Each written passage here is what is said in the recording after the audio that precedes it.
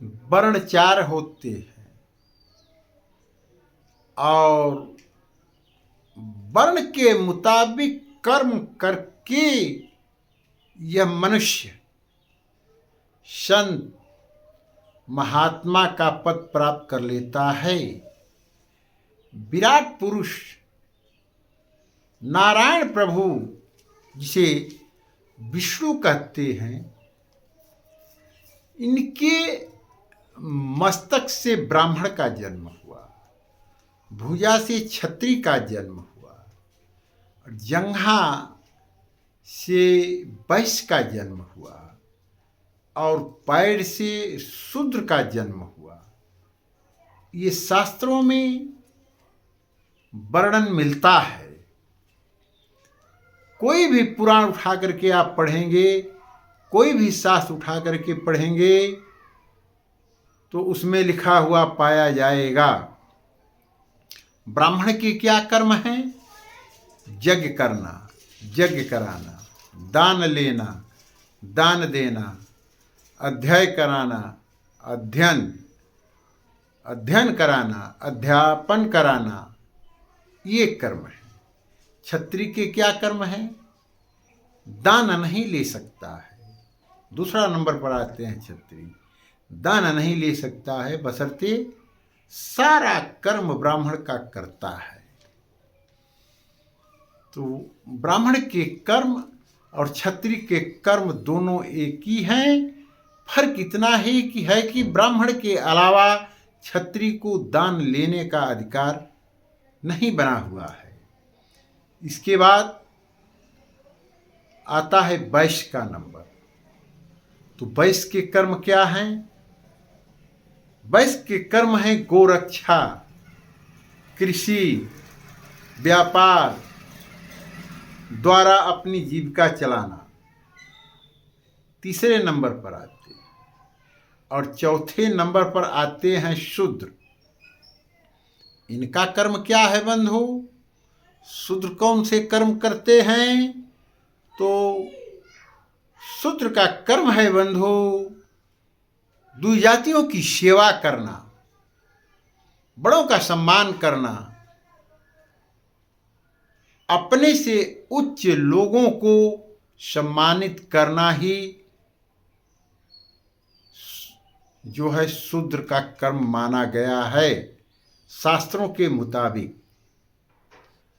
अब ब्राह्मण के लक्षण क्या होते हैं? ब्राह्मण के लक्षण होते हैं बंधु शम, दम, शौच, संतोष करना, सरलता, ज्ञान। ज्ञान के अलावा जो है इनके अंदर दया होनी चाहिए और भगवत परायण और सत्य नियमों का पालन करना चाहिए। यही ब्राह्मण के कर्म है, नंबर 1 में है। और नंबर 2 क्षत्रिय का कर्म क्या है बंधु? क्षत्रिय का कर्म है युद्ध में उत्साह, वीरता, धीरता, प्रतिभक्ति, धीरता के प्रति भक्ति, अर्थ, अनुग्रह, प्रजा की रक्षा, ये क्षत्रिय का कर्म है। दूसरा नंबर का था। तीसरा नंबर में बता रहे हैं बंधु वैश्य का देवता, गुरु, भगवान के प्रति भक्ति करना, अर्थ, धर्म व काम, इन तीनों पुरुषार्थों की रक्षा करना, आस्तिकता, उद्योगशीलता, व्यवहारिक निपुणता कर्म करना। ये कर्म जो हैं ये वैश्य के शास्त्रों में पाया जाता है। यहाँ जो शास्त्र में वर्णन है वही हम आपको बता रहे हैं। और शूद्र का कर्म क्या है? उच्च वर्णों के सामने विनम्र रहना, पवित्रता, स्वामी की निष्कपट सेवा, वैदिक मंत्रों से अलग रहना, और आगे आपको बतावें मंत्र यज्ञ, चोरी न करना तथा गौ ब्राह्मण की रक्षा करना, इन सभी का पालन करना चाहिए। यही शूद्र का कर्म है। और स्त्री का कर्म क्या है बंधु? स्त्री का कर्म, ये चौथा हम बता दिए शूद्र वाला, अब आगे स्त्री का कर्म बता रहे हैं। इस संसार में पति की सेवा करना पति ये स्त्री के लिए जो है अति अनिवार्य है, आवश्यक है। उनके अनुकूल रहना और पति के संबंधियों को जो है वो प्रसन्न रखना और सदा पति के नियमों का पालन करना तथा पति को ही ईश्वर मानने में पतिव्रता धर्म कहलाता है। जो इस जगत में जन्म के ब्राह्मण के घर में जन्म लेकर के शूद्र का कर्म करता है तो उसे शूद्र कहा जाता है, और जो शूद्र के घर में जन्म लेकर के ब्राह्मण का कर्म करता है उसे ब्राह्मण कहा जाता है। ये शास्त्रों में वर्णित है।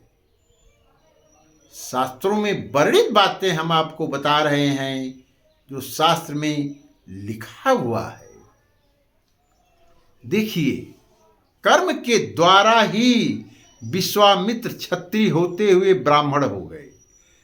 कर्म के द्वारा ही तुलसीदास अपनी पत्नी की वाणी पर रंज होकर के भगवान के भक्ति में चले गए और भगवान के भक्त हो गए, और सभी ग्रंथों को जानकारी में रख लिए, यहाँ तक कि रामचरितमानस भी लिख दिए। और आगे मैं आपको बता रहा हूँ, रविदास को लोग बताते हैं कि वो जात के चमार थे, लेकिन अपने कर्मों के द्वारा संत कहे गए। इनके यहाँ क्षत्रिय वर्ण के लोग, ब्राह्मण वर्ण के लोग आते थे, ज्ञान सीखते थे और चले जाते थे। तो इस संसार में मनुष्य का सबसे बड़ा जो है कर्म ही बताया जा रहा है, हर जगह पाया गया है। और वाल्मीकि की भी यही गति थी। ये जो है जंगल में एक पेड़ के नीचे रह करके मुसाफिरों का धन लूटते थे, चोरी करते थे। एक दिन भगवान आए और उनको बताए कि तुम ये छोड़ दो, नहीं माने तो कहे मुझे रस्सी में बांध करके घर पूछ करके आओ कि इसमें का भागी कोई बनेगा। तो भगवान को रस्सी में बांध करके घर गए, पूछे तो लोगों ने कहा कि हमको धन चाहिए, चाहे चोरी का हो चाहे ईमानदारी का हो। यह ज्ञान उन्हें समझ में आ गया और वो मेरे परमात्मा हरि के भक्त हो गए और अपने भक्ति में, ज्ञान में, प्राप्ति में संलग्न हो करके वाल्मीकि रामायण को लिखे। तो बाबा तुलसीदास रामचरितमानस में कहे हैं कि इस संसार में कर्म प्रधान विश्व करि रखा, जो जस करहि सो तस फल चाखा। इस संसार में बंधु अपना अपना कर्म ही प्रधान मन बड़ा है। जो जैसा कर्म करेगा उसे वैसा फल मिलेगा, इसमें जरा भी संदेह नहीं है। कर्म की गति बड़ी ही कठिन है बंधु। तो कर्म के साथ साथ भक्ति भी कठिन है, क्योंकि सांसारिक विषयों में मन तुरंत लग जाता है, लेकिन भगवान के भक्ति में मन लगाने के लिए मनुष्य को बहुत परिश्रम करना पड़ता है। तो परिश्रम का ही फल मीठा होता है और अंत में भजन भक्ति तपस्या जाप से भगवान इस संसार में मिल जाते हैं और फिर यह देह नहीं मिलती है और संसार से मनुष्य मुक्त होकर के यह आत्मा परमात्मा में प्रवेश करके समाहित होकर के संसार से विदा हो जाती है और मानव जन्म सफल हो जाता है। इस मानव जन्म की सफलता कर्म और भक्ति बताई गई है बंधु।